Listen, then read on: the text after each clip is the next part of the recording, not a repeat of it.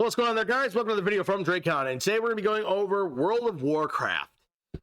Now, a lot of these miniatures I've already converted or painted or done whatever I'm going to do to them for now, so, you know, that's why I brought these ones up here specifically. There's other ones I have that have not been finished, but eventually someday they will be, or I'll get to the point where I decide to. But World of Warcraft miniatures, or figures, or whatever I think they're called. I think they're more display pieces. Getting them off their bases, holy crap, some of them are hard. Even this elemental here, getting his small little storm thing off the base was a pain in the butt. Some are easy, like this little, I really don't know. I don't remember what she was called. I just call her as a troll female, like a troll ninja. And, you know, like, some of them are easy. Some of them are really hard, like this big orc guy. Not as hard as you thought once you get past his feet, but I turned him into something cooler. This guy I haven't done, but that's only because I just don't have a feeling to do it, because, like, in truth be told, his weight's not there. We'll get to what he is later and all that stuff in comparison and all that. But now, are they worth getting? We'll get to that in a moment. Let's start looking at these miniatures a little up close when they've been converted and see what I use them for and what I think of them. First up, we have a Minotaur, which, you know, it's always good to get more Minotaurs. But this one, we have a female Minotaur, as you can see by her more slender build, her longer flowing mane that goes down the back of her head. She also has some nicer armaments and accoutrements, and she also has a crossbow, and a kind of cool dragon crossbow. Which, I mean, like, dang, I really wish I had that for some of my other character players would love to have a crossbow like that, considering it's kind of cool. You know, I mean, it has, like, nice detail going on. I mean, it's a little cartoony, but that's World of Warcraft for you. They have those cartoonish bits. Now, for her, the large feet actually kind of work, as since she's a lot thinner, her body makes the hose look bigger, and she needs them for support. Her horns are not as really well pronounced, but being a female, not too surprising.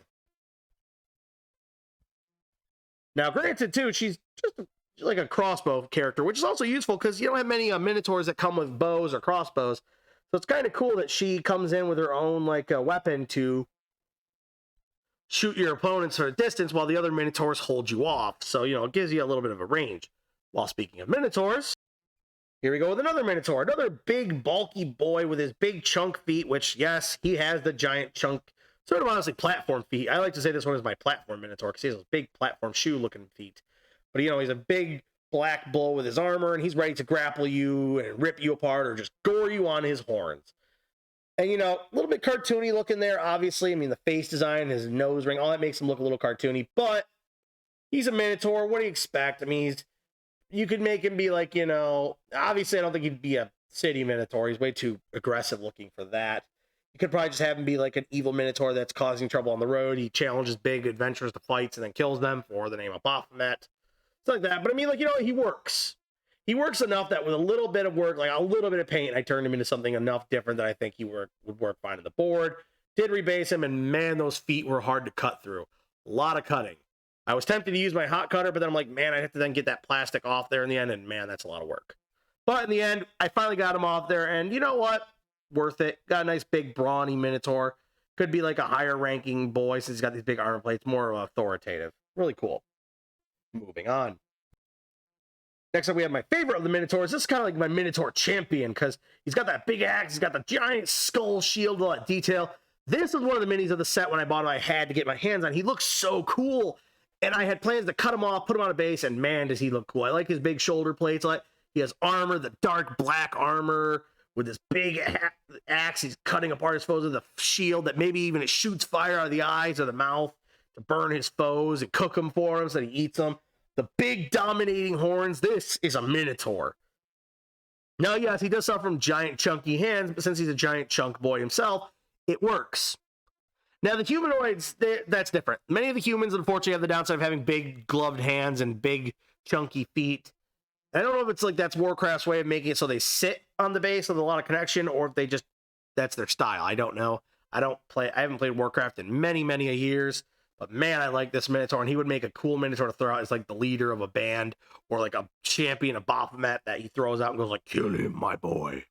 Or even if like he worked for an evil king just because he like, I respect the king's violent nature, and that's why I work for him type thing. That'd be cool.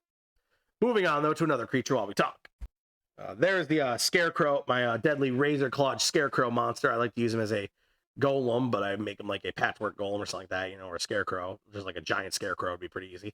Now, a lot of these miniatures, as you can see, they have a lot of cool details going on, a lot of like different styles that make them unique, and you have different presence levels, different fear levels, different levels when you put them on the board. Now, they are all different levels of work. Some of them are just good enough to go. You'll put rebase them and you're good to go, or you just keep them on the same base if you really don't feel like cutting them, because like I said, some of them are hard, some of them will break upon you trying to alter them, and it's, you know, it's a level of like judgment. Do you think you can or not?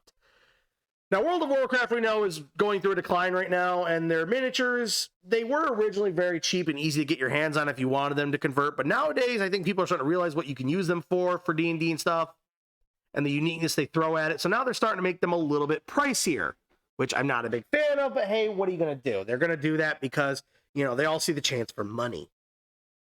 But, you know, they do come with ogres and trolls and a lot of cool monsters. Like, they have, like, winter-looking trolls, skeleton death lords. Like, they can make some cool-looking liches and powerful undeads and stuff like that, like a skull lord-esque looking creature. And you can add some things like a skull to the hand, or you can flock their base to make them look nicer.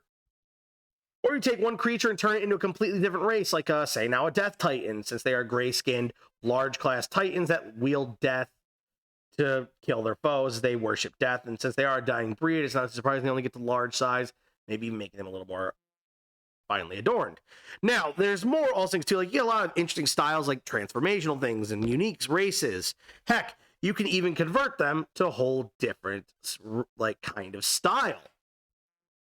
For instance, if you needed a lovely drow sorceress of the giant size, like, because, you know, drow women are bigger and stronger than males, it wouldn't be super weird to see a giant elf, but it works because it's for a drow, and then she has like her special Underdark Mind equipment, like her giant diamond spear for magic.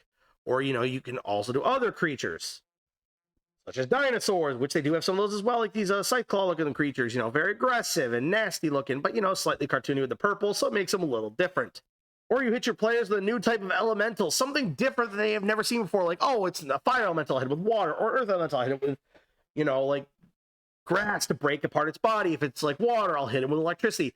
But what happens if you fight the elemental as a combination of air and electricity and even water? What do you do then? When he's like a tornado or a storm elemental? Oh no, something different.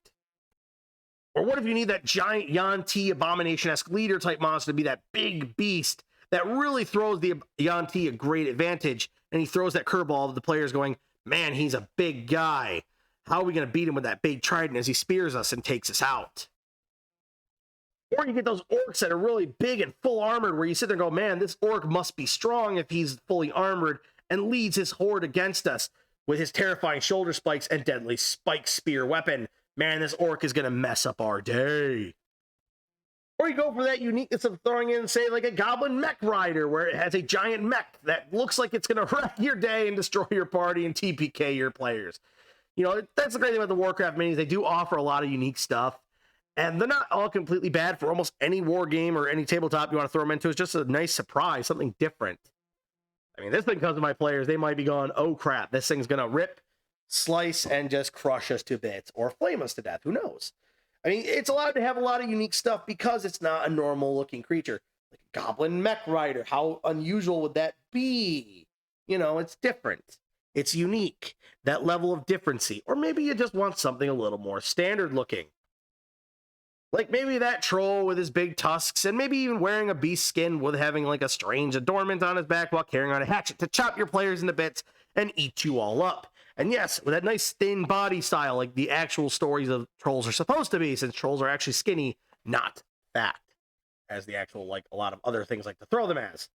So, you know, just unique styles of creatures of old. It's just, I like the World of Warcraft, okay? They were good. They can be priced okay if you can find it for a good deal. I definitely recommend to snag some. You never know when you're going to have a chance to really upgrade them or turn them into something really cool. But so really when it comes down to it, do I think these are really worth the effort? You know, if you can get it for a good price, yes. Grab the World of Warcraft minis. You can get some cool additions to your game, some interesting looking monsters that can make interesting looking bosses, and all the above. So really cool. Now, guys, am I going to say go out of your way to like buy these for all their costs? I mean, like the Goblin War Mech here is one of the main things also I wanted to buy. The Yuan-Ti was cool. The Skull Lord was kind of cool. Even the Swamp Thing here was another one I kind of wanted because he's got this like big old swampy fisted. I actually don't use it as a swamp thing. Sorry. I actually use this as a as a Goliath blight, because this is actually a large size blight and he looks like a humanoid. So I thought it'd be cool to be like a huge blight. I mean, you got the ogre skullcracker here with his big old spiked fist. You know, these minis that look really cool once you get them all painted up and ready to go. Heck, you can even take like these demons, like these female demon creatures, and use them for succubi or Erinyes. Like, you know, they look pretty cool for it. So, I mean, like, World of Warcraft offers a new thing. Are they always great? They'll take work, but not too much. Some of them, honestly, I just washed them, and that was all I needed. Anyway, guys, if you haven't subscribed to the channel and you've made it this far, I thank you. Make sure you do subscribe, though. Help support the channel. Hit that like button, and also, if you have any comments, concerns, or ideas, throw them in the comments down below. I'll read them, and I'll try to answer back to you if they require an answer. And, you know, guys, stay tuned for the next one. If you haven't done so, make sure you put the notifications to all, that way you're not missing out on anything I upload. Anyway, guys, it's been real. It's been fun. Have a great one, and I'll see you next time. Bye-bye.